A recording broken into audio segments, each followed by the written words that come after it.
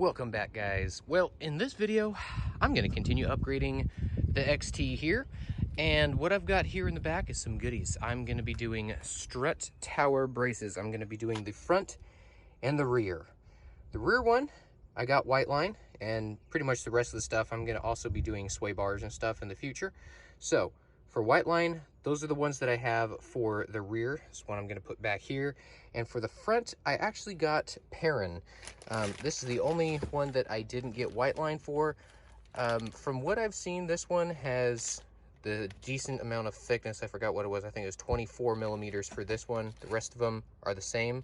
But I got this one because it looks like the fitment for an aftermarket intercooler is going to be the best for this one. I don't know how it's going to work out, but that's why I got this one, because my intercooler is from a 2019. So there's that. So in order to get to your rear strut towers, you're going to have to take off this plastic up here. Just get your fingers on there and kind of pop it loose. I've got the other side opened up so you can take a look. This is also on my other video where I did my subwoofer back here and routed all the wires. But I got these off too. So you've got these 3 clips up here that need to come down and out. And of course you've got all the little things that hold it. And the main thing is you've got a clip around the corner. So once you get this thing out, you're still gonna have this little hook around the corner. Just come around to the other side and pull it out and then over. So the ones I have the quick release on them. Now I really wanted these, so just in case I want to remove the bar from the back and actually use the Subaru Forester as a Forester and pack a bunch of stuff in here without having that bar in the way, you can just pop these off and then the bar will come out without actually having to go in here again, unbolt each one of those, take the whole thing out, put it back together just to store some stuff.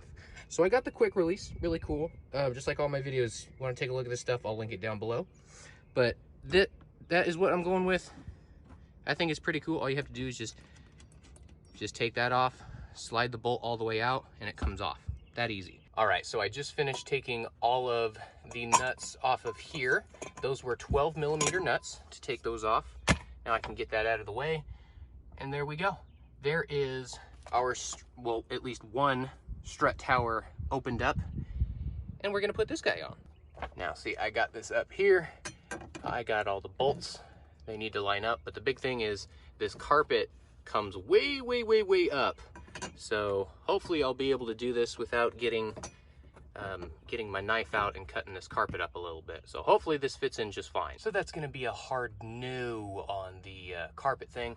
Looks like I'm gonna have to cut out a little rectangle area right here so this can fully go down, and there's absolutely no way I can get that in there. So I'm gonna take off a little chunk down here so these can slide down, and we'll go from there. And just like that, with a little help from my razor knife, I took out a nice little chunk in here so that slides down, sits down there real nice. It's going to be a lot better once I put those nuts back up on the top and tighten it down, but that's one down. Now I just need to do it to the other side. All right, I did the same thing to the right side. I got all my fitments correct. Everything I know slides on there with that little notch taken out. So now all I have to do is put these in, put the nuts back on top of it, and then I just have to adjust my bar so it fits in there perfect. All right, everything is nice and tightened up to spec, each one of those, and over here too, even though it's hidden. Those are all good to go back there. So now, as you can see, I got the bar back here. I've got this one lined up, and then we run across here, and this one's off. That's why the ends are threaded on here, so we can get both sides to be in the right place. So I'm gonna have to shorten up this side and the other side until I can get them to fit both sides, and then I can tighten up the nut. So first things first, I'm gonna take this out. I'm gonna go ahead and loosen this up one way, and then I can grab the end of this and tighten it in there. See how the whole thing's turning now? Then I can tighten the whole thing. Yeah, I can do it with one hand because I'm YouTube skilled. And once you get both sides evened up, you can see the amount of threads here and the measurement on this one and this one are just about the same. You want to make sure they're equal as possible. You don't have one threaded all the way out to the very end and one threaded all the way in. Once you have them as equal as you can, and you can fit both sides. I got my quick adapters. I can fit both sides in there. Now I'm gonna get these and make sure these are nice and tight on both sides. And then I'm gonna torque those down so these don't adjust or move by themselves. And then I'll be able to put the top back together. It looks like I might have to be cutting out a little hole on the top of these for when I put those back on. Most likely that's what I've seen other people do, so I'm sure that'll be a separate project. And this is the final product. Once I have everything put into place, it is fitting perfectly. I got the bolts tightened up here on the end, and then I've got these nice and tight enough to where I can loosen it, because you just have to get the tightness of this nut just right to where you can get it nice and snug and then really push it in there so it's not gonna go anywhere. It is nice and snug in there, not going anywhere. And like I said, the last thing I need to do for the covers that go over here is I need to cut out a little notch right here so this can fit over, because that does not work. And once I get those plastic covers on there, you really never know that it's even in there. Oh yeah, sleeper. All right, next up we've got up front. And as you can see, I already kind of mocked it up, just placed it where it's supposed to go. This is the route that it's supposed to take, right up top. And the only issues with that are the AC lines up here. But I think once everything gets put into place, it should fit without a whole lot of issue. So, I mean, all I can do is try. So I'm gonna take these out, again, 12 millimeters on 2 of those, not 3.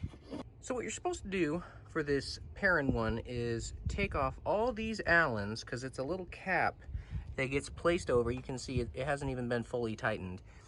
It's a little cap that goes over both of these, and then once you get these brackets in place, these little C brackets, then you put the bar on the inside and then tighten those up. So I'm going to take all these off and then start the fitment. Long story short, this is not fitting. Yeah, so I did just what I said, got those off, got both the bolts off here to test fit it. And then when I put this up here, we got that one where it's supposed to go. This one, I guess I'll try to put it where it's supposed to go. But then this AC line is in the way.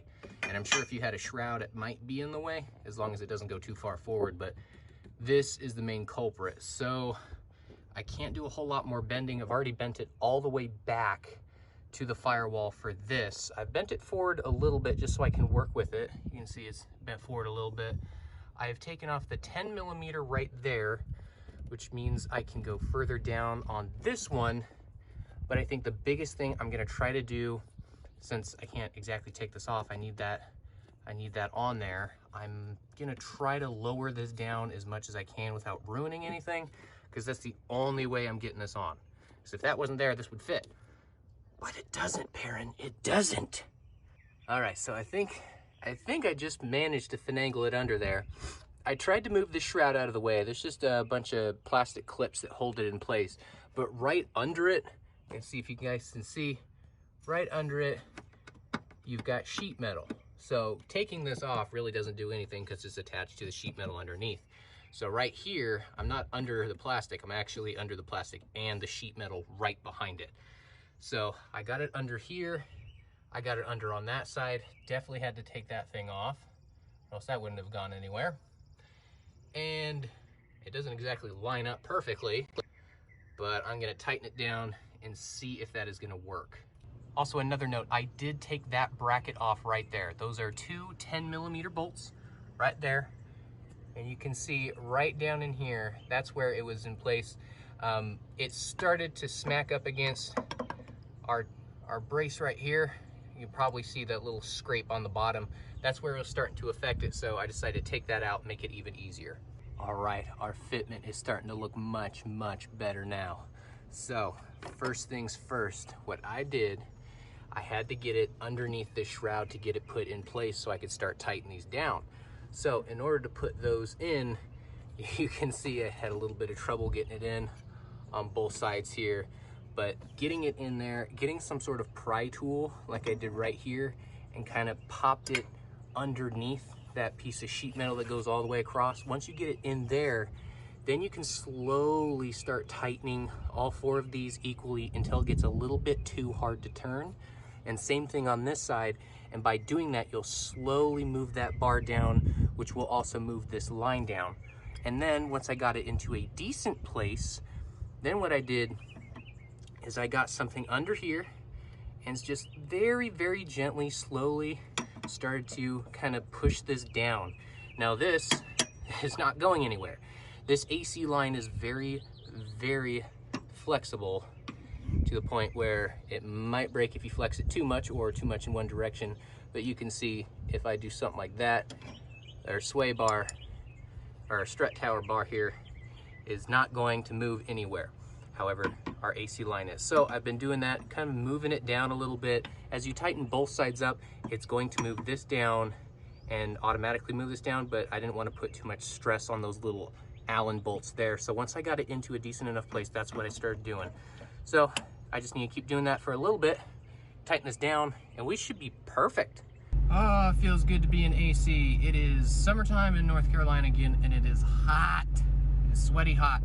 But I got all that stuff done, got everything tightened up. I got the fronts and I got the rears. So now I'm gonna go for a drive, kind of take it around some corners a little harder than I usually would, try to get everything kind of seated where it needs to be, and go back through, make sure everything is still tight as I want it, and I'm good to go. So follow along for the next video, because I'm gonna be doing sway bars either in the next one or the one after that. Sooner or later, I have them. I just need to install them for sway bars front and rear. Stay tuned.